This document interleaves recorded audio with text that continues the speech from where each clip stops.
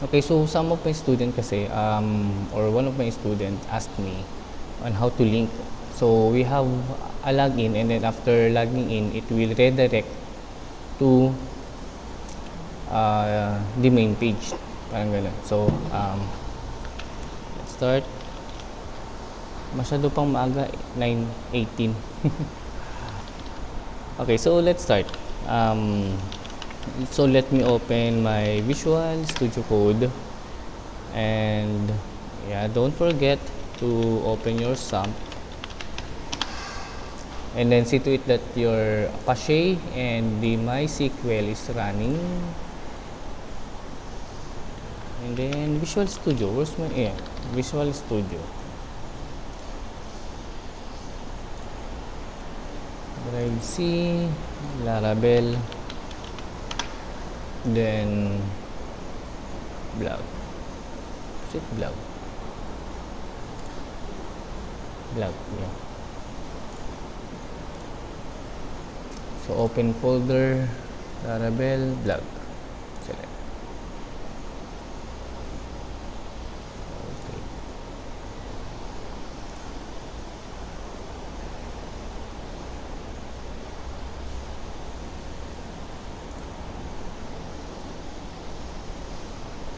Okay, so first let's check our database. Okay, so this is our database connection, host name, port name, database, Laravel. Si Kwan lang, si Bayan. Okay, so and then let's open localhost and php myadmin. Then see to it that we have a Laravel database. So we have a Laravel database, and we have the Laravel. Good.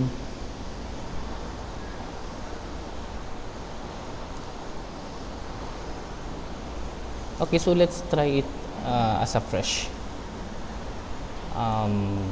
So let me delete lang blog. Dapat lang sana rename anyway. Yun, good.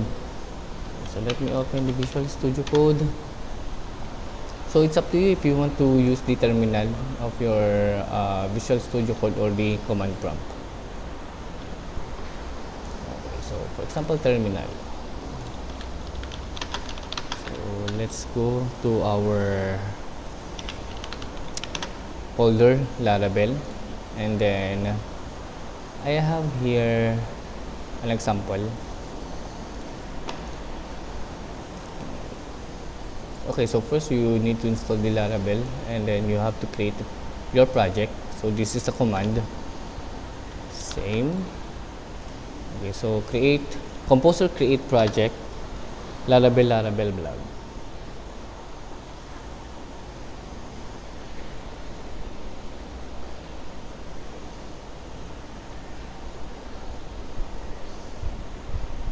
By the way, class, I'll be checking your attendance later on during our classroom demonstration, or classroom observation. By the way, do you have any question, class?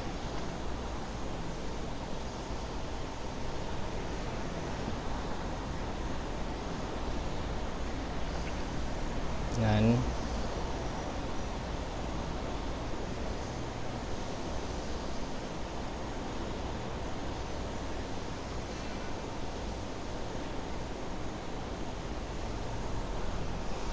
Okay, so while installing,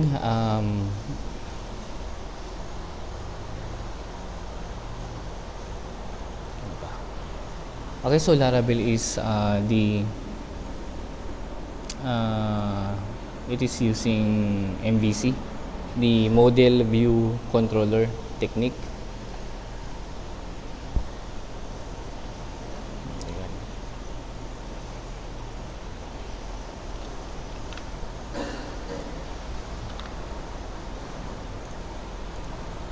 MVC.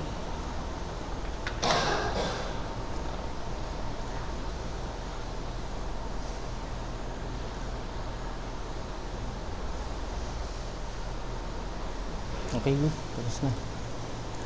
And then next, upon creating your project, you have to go to your directory. So for example, blog project. So here, and then next,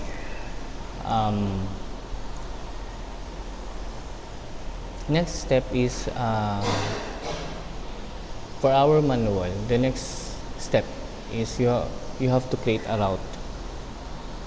Okay.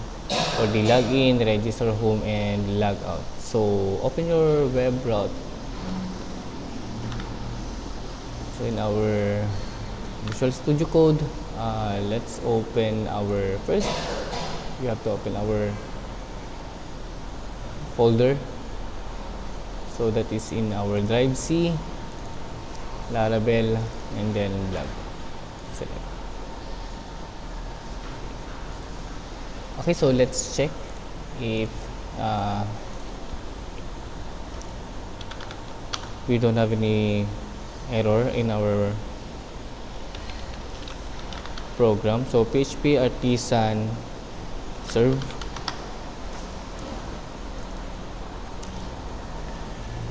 Okay, so we don't have any problem, so it's working. And then next step is we need to open our routes, and then web. So here, this is our default welcome. So that is in our resources, and then views. You can see here welcome.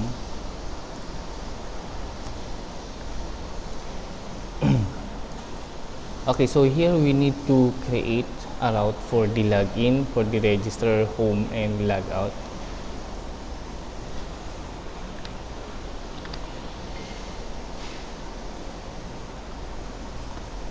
Copy na lang natin to. Okay. So let's copy this one. Code, and then paste in our web.php. Okay, so first we have here, by the way, we have here the auth controller. So we'll be creating a controller for authentication. The authentication is used for the login. Okay, so we have the login, and then we have the registration, we have the dashboard, and then we have the logout. So those are the basic. Next,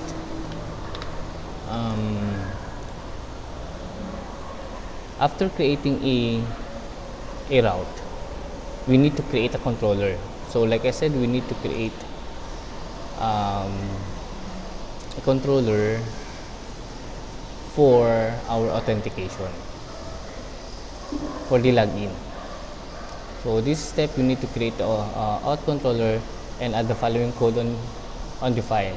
So in our Laravel blog app, so you can see here our folder app, HTTP controllers, and then we need to create a folder authentication,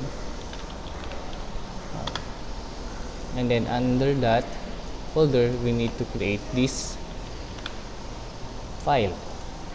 So new file .php.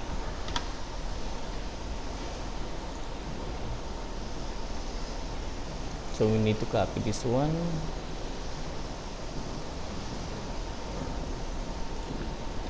So this is our controller. Okay, so for the controller, later on we'll be creating some file for the view. Okay, so we have the route. After route, we have the controller. First, index. So once we open our index, it will redirect or return the authentication login. Then next is for the registration, it will go to our auth registration. By the way, this is the folder, okay? And then this is the file. And then we have the post login that requires the email and password, and then post registration, same name, email, and then we have the password, and then we have the dashboard and so on. By the way, let's first clear our database. database, and then Laravel, drop, and then let's create later on. Okay, then next step is create a blade files for the login, register, and home page. So for example here, like I said, in our controller, we need to create, this one is the folder in our view. Okay, so in our view auth, we will be creating a folder, and then this is the file for the login.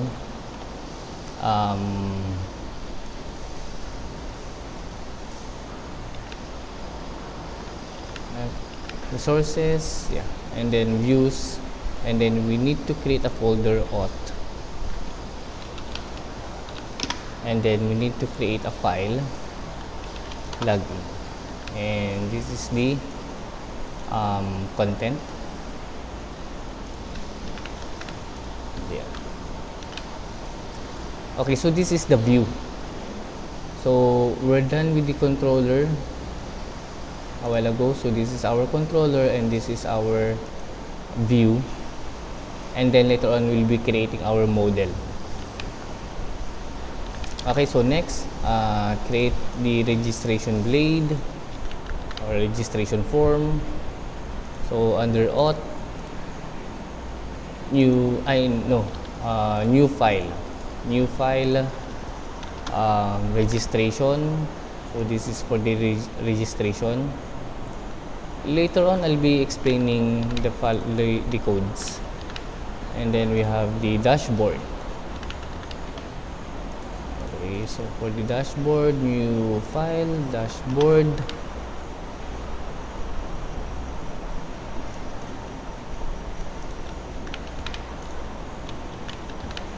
And then our layout.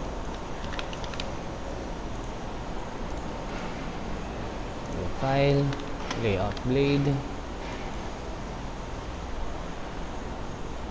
then copy. Ba't wala siyang wait?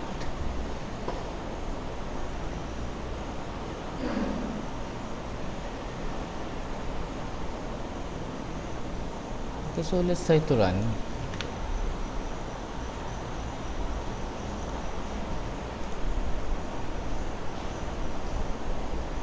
See, and then run our program, and then basically it will have an error. Magkakaroon to ng error, so no found. And then let's take a look at our route, our web. First is we have the login. So let's try to go to our login. Okay, so we have the login, register, and etc. because this is our index that is in our resources, views, and then we have the auth, and then we have the login. So this is the this is the one. By the way, we extend our layout. The layout, this is our layout, our navigation bar. Okay, so we have the Laravel. We have the Laravel, and then we have also the login, and we have the register. So we have the login, and then we have the register, and then we have the logout. We have a condition here. If you are a guest. Okay, good. So if you are a guest, then it will show login and register. But if you already log in an account, and then it will show log out. Okay, so this is for the guest, but if in case that if you are not a guest, then it will show this one. And then route, if we click the login, and then it will redirect to our login in our route. So this is our route web. We have the login, okay, layout, and then if we click the register, and then in our route web we have here registration. Okay, then next, layout or register.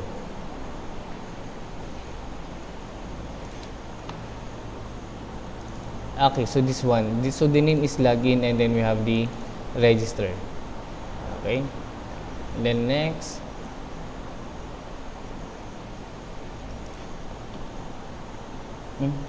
layout, and then the logout. Then it will redirect to our route logout. Okay, yeah. Then next, let's try to register first.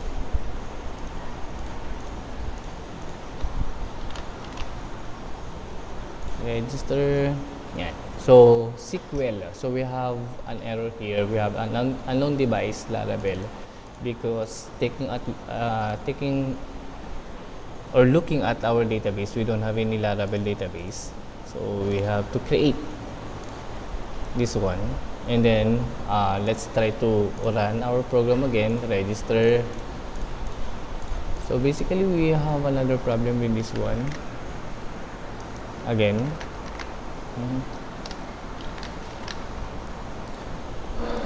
Okay, so base table or view not found, user does not exist. Okay, so to do that, we need to migrate first. For the migration, we have here it's in here. Ito ata yun.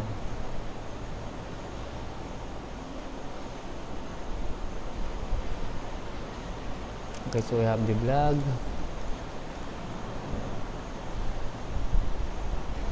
the route, and then we have create controller, authentication, done, and then create blade, login, registration, dashboard, layout, and then wala, wait, parang I forgot something.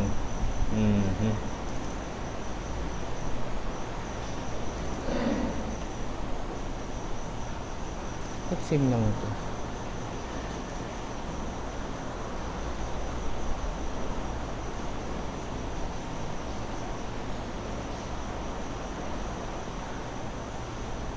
Migration, we need to migrate our database. Migration, migrate.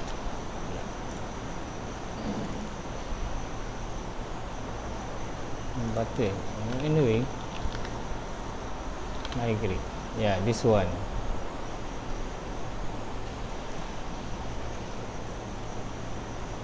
Wait.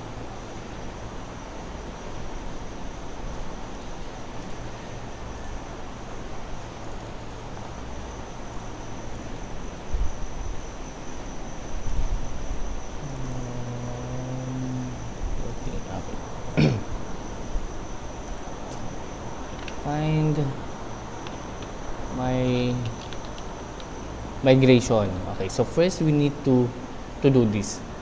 Okay, for the Laravel, if you want to create a table, no need to create in this site or web page, but rather you need to create this one. So create migration.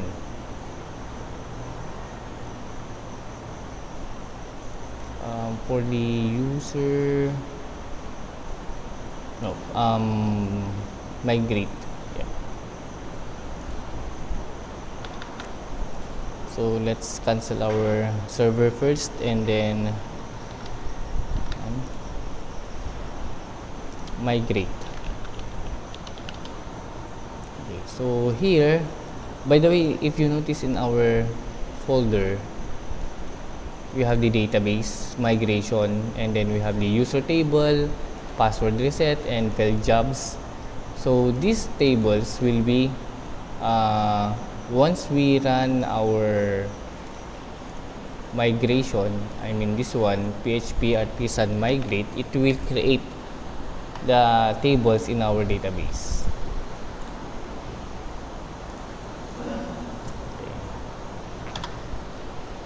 So user table created, password, and etc.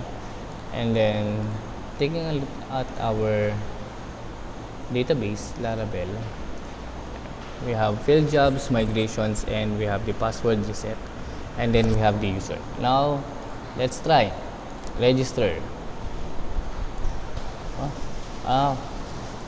We need to run our server again. So PHP artisan serve, and then refresh. There we go.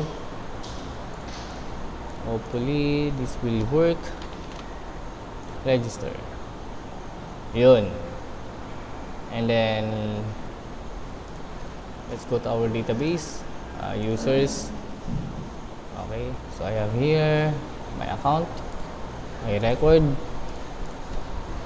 Then let's try to log in. So this is my dashboard. So this is working. Okay. Next. So this is for the login. We have the logout. Is this complete?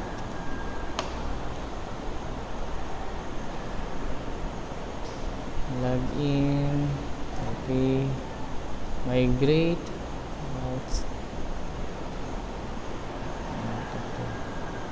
This is for the product.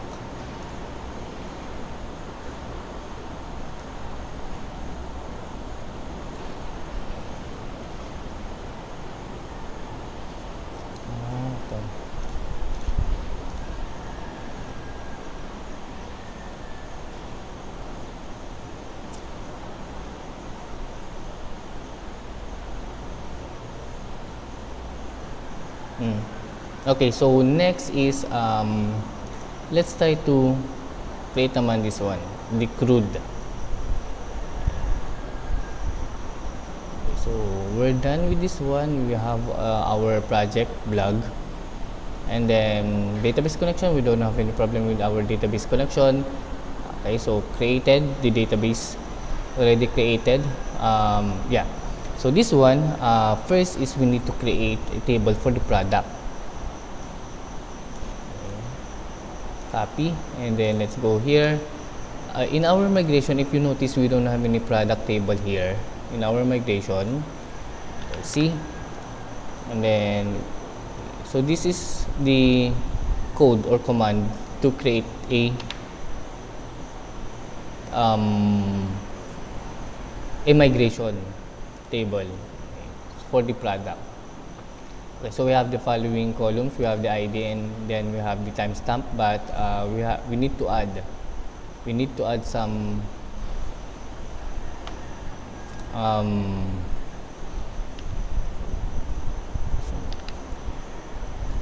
columns. So for example, here the name, and then we have the details. So let me copy this one. So the ID, we have the name, details, and then we have the timestamp. Next,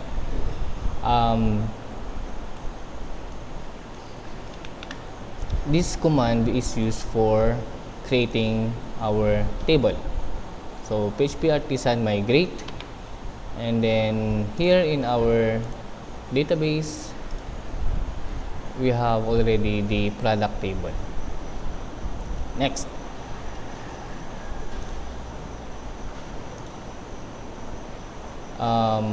Add routes. So we need to open our web again. So in our web route, so we have the login, etc. So we need to add some of the routes.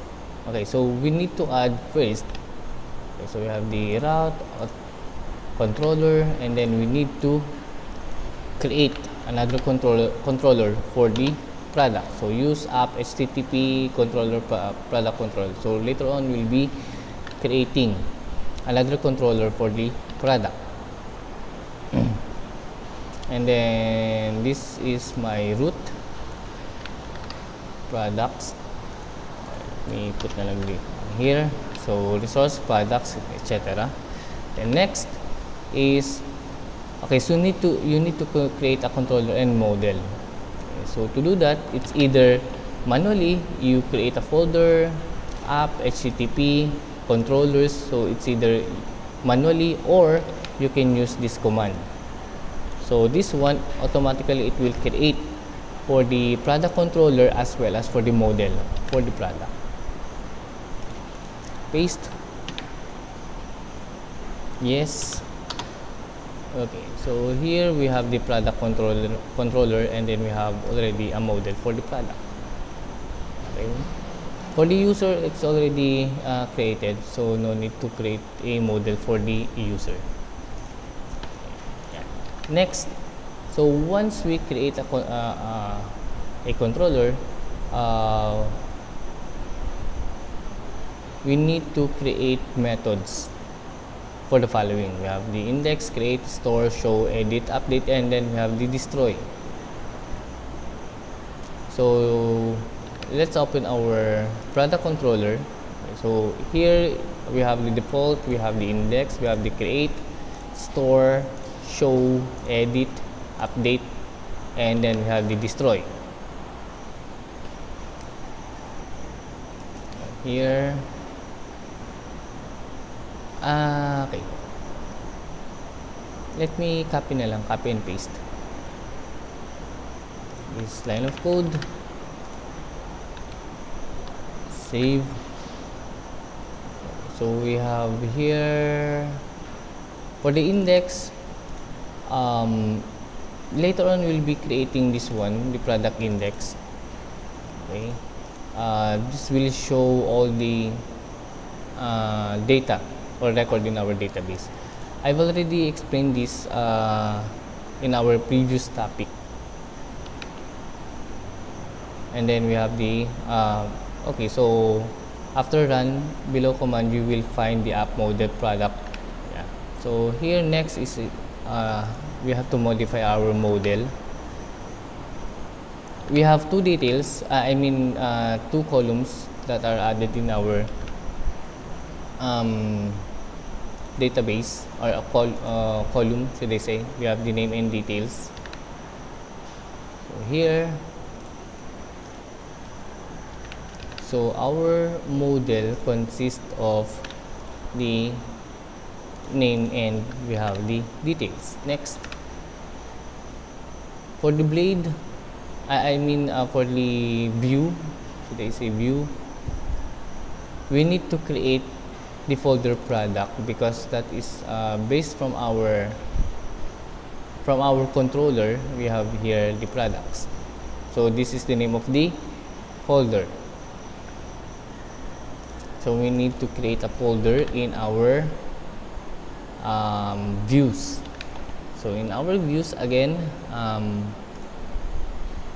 resource views, we need to create another folder for the products. Now, okay, so first we have the layout, new file, layout,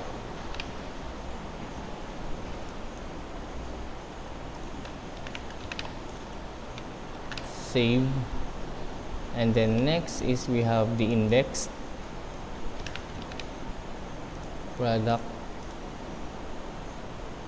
new file, indexed,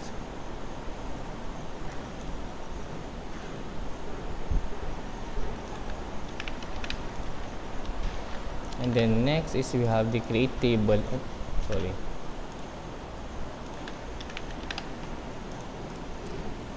New file, create,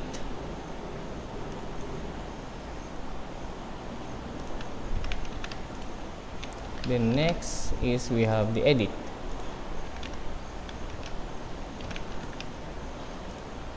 new file,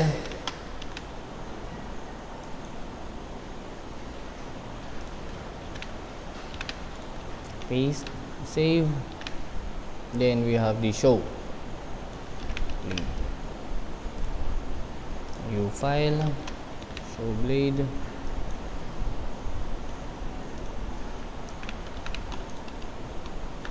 okay, so let's try to run. this is the output anyway.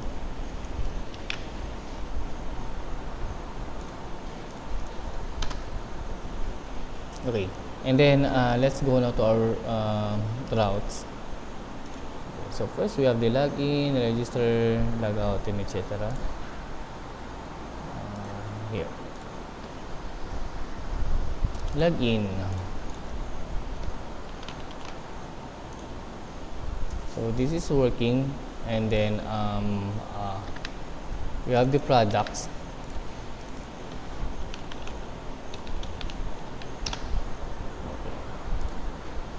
Let's try. Like for example, submit, and then we have the show, back, we have the edit.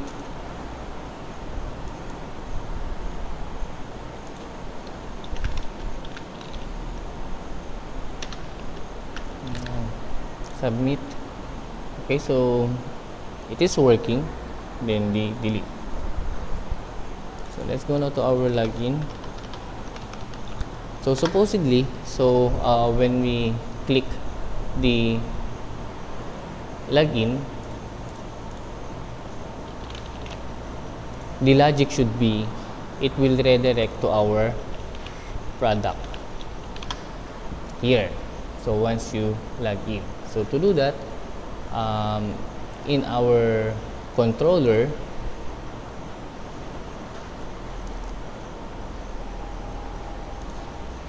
so let's go now to our app,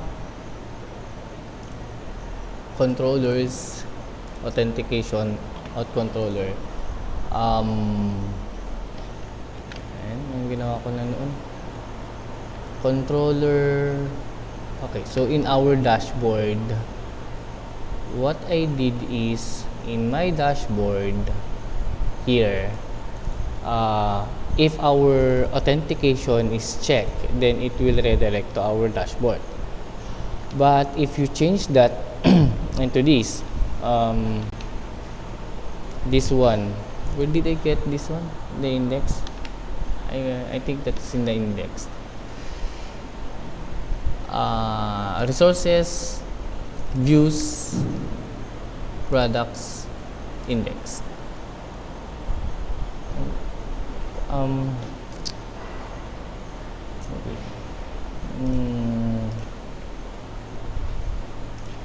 Controllers, product controller. I think this one. Yeah.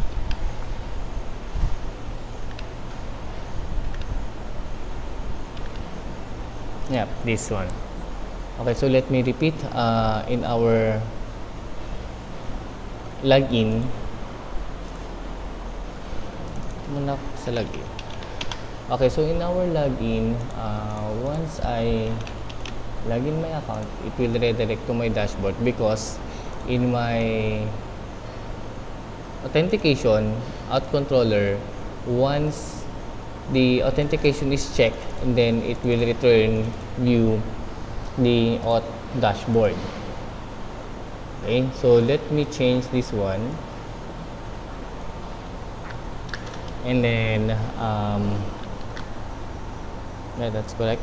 And then in my product controller, okay, so this is my index for the product controller, so it will open the product index and then showing the record.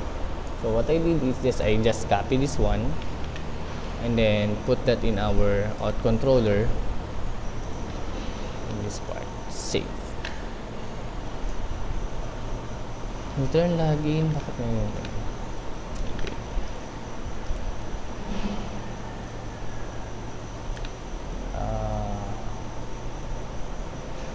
Parang nawala yung okay, so here, if authentication is checked, then it will go to our products. Okay, so that's correct. Let's try.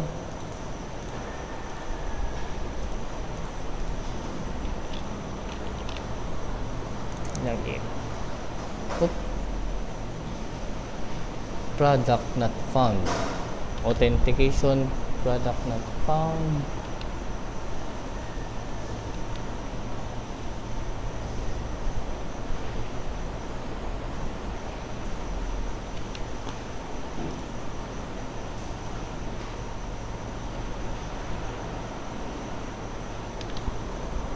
Did I miss something?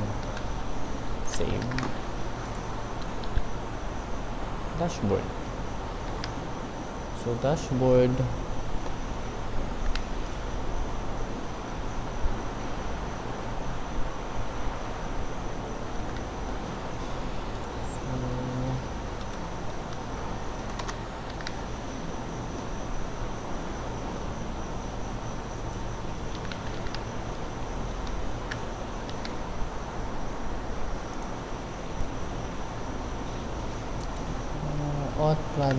Product not found. Product.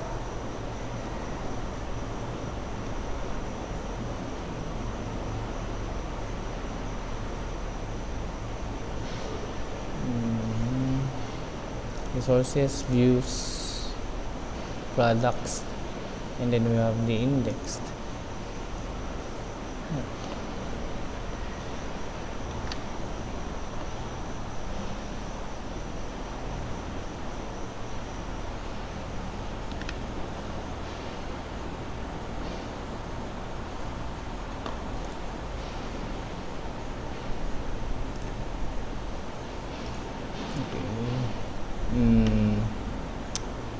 Database,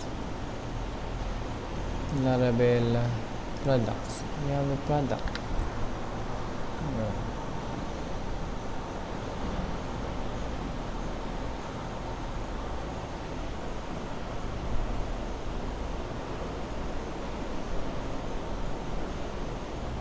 I forgot here. We have the controller for the auth, and then we need to add another controller.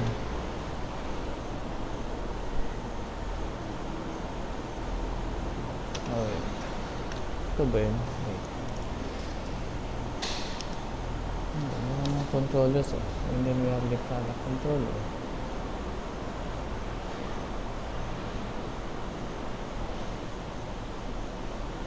Controllers.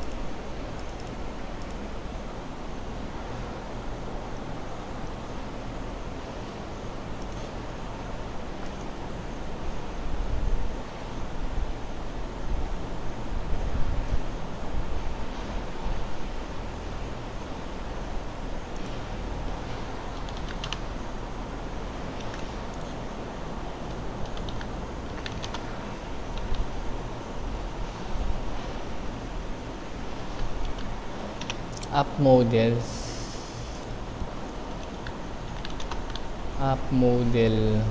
so in our model we have product.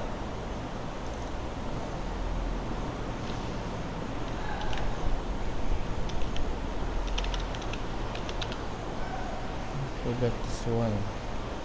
Save.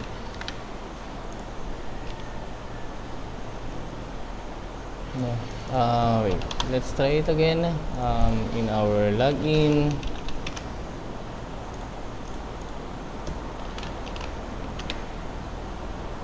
okay, good, it's working. Yep. Okay, so what I did is first, so in our authentication, so like I said, once our, so in my dashboard, this one. So if my authentication is correct, then it will redirect to our products, that index. But first, you need to include your model. So in our controller, you need to add your model here. So I forgot to put that in here. Yeah. So it would be okay if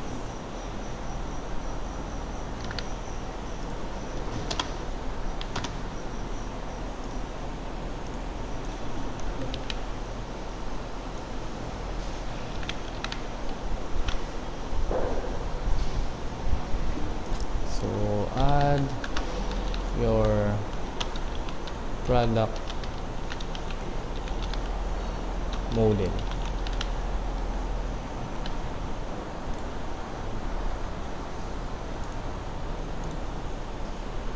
Okay, and then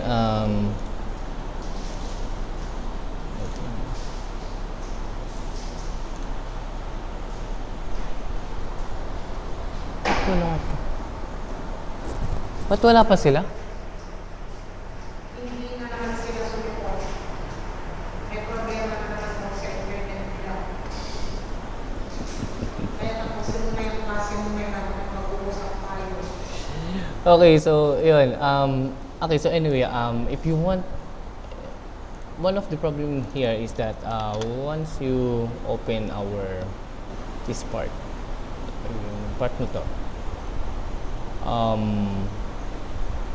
if you want to redirect this one into our login, then you need to bakit ako routes in our web for the login. So this will be our index. What if I put slash?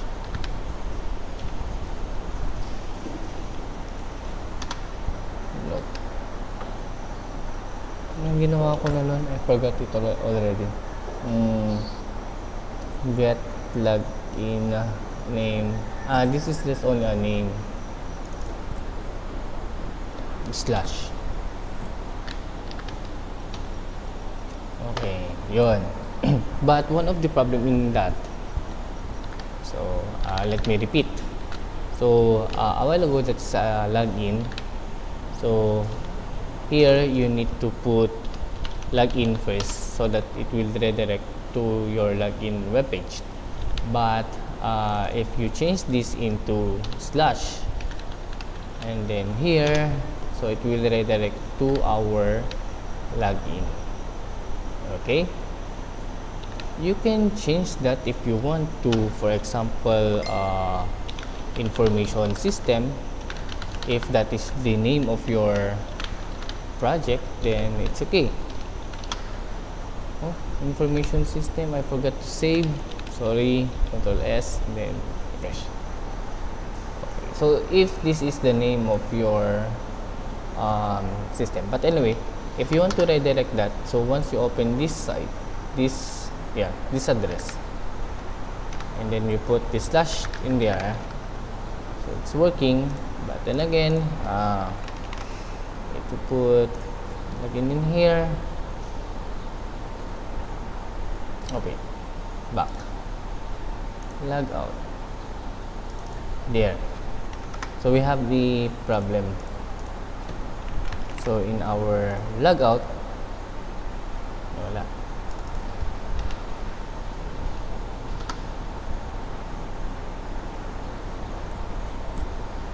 Logout, it will redirect to our login. So you have to go to your I think that's in the layout, resources, views, and then authentication layout.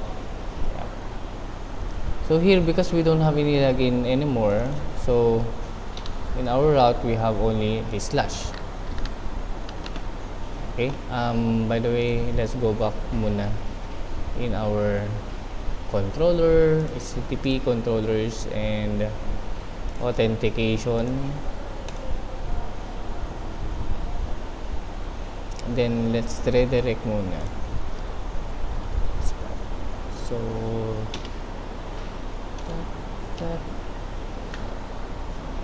then until here. Possibly this is comment. Maybe comment.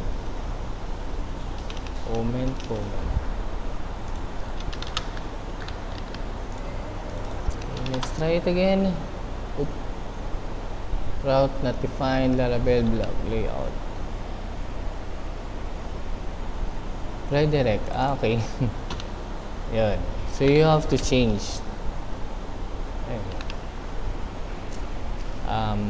Let's go now to our routes web slash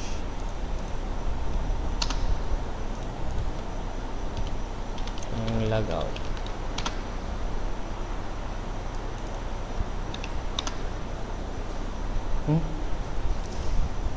Not defined in blog resources view or views layout, resources views auth layout. So this is our problem. Define login.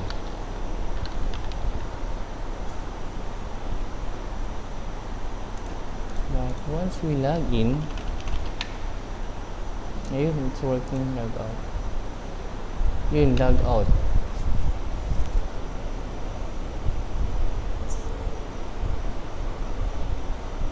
Log in. Log out.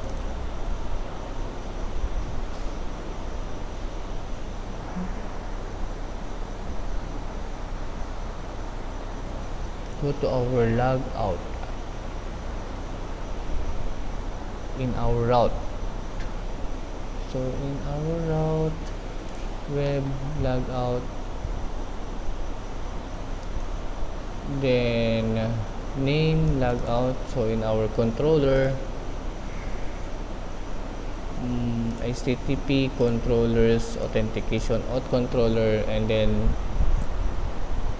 go to our log out, registration index, post login, post registration, dashboard, create this one, redirect to slash. So let's try it again. 1 2 3 4 5 6, log in, then log out. There you go.